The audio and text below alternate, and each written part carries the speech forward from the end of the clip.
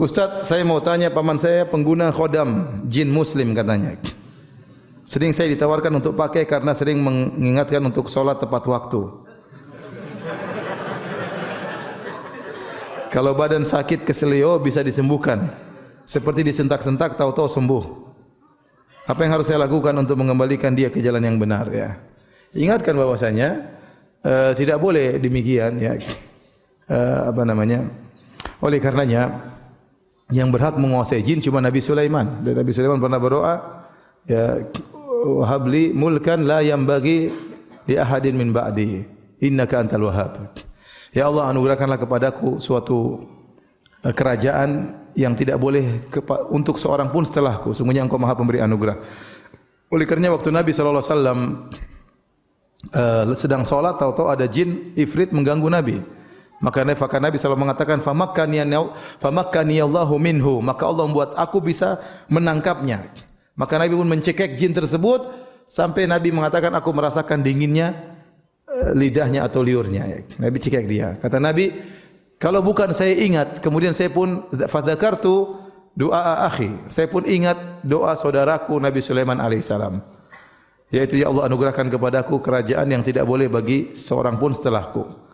Kalau bukan karena doanya Nabi Sulaiman, saya akan ikat jin tersebut di tiang di Masjid Nabawi sehingga pada pagi hari anak-anak bisa melihat jin tersebut. Jadi Nabi tidak bisa menguasai jin.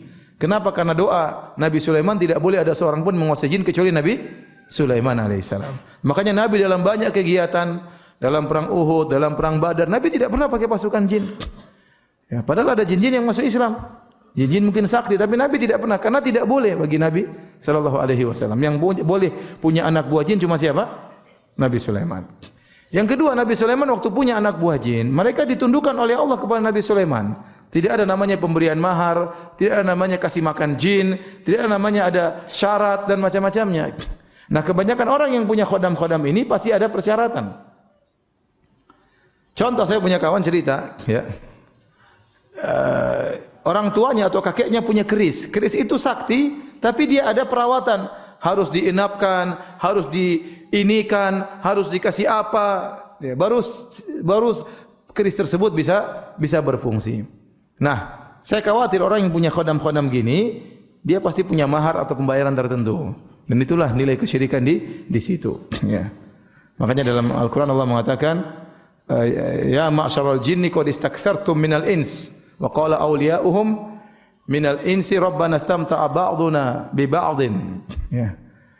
Tatkala Allah berkata, wahai ma'syaral jin, wahai jin sekalian, sungguhnya kalian telah menyesatkan banyak manusia. Maka berkatalah wali-wali mereka dari kalangan manusia, ya Rabb kami, sungguhnya kami telah saling menyenangkan di antara kami. Jin menyenangkan manusia, manusia menyenangkan jin.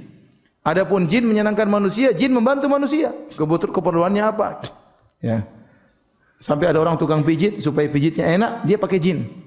Jadi hanya sentuh saja, tapi yang dipijit terasa sudah. Kenapa? Ada jin tukang pijit. Ya, ada seperti itu. Ada, dia pakai jin. Ya, tukang obat karena pakai jin. Ada jin spesialis seperti ini. Jadi jin menyenangkan manusia dengan membantu banyak kebutuhan manusia. Dan manusia menyenangkan jin dengan tunduk kepada persyaratan yang disyaratkan oleh jin. Dan itulah kesyirikan yang menyebabkan mereka masuk neraka Jahannam. Coba tanya, ini pamannya bisa punya khodam, gimana ceritanya? Ya, pasti ada persyaratan yang dia berikan. Wallahu a'lam bishawab.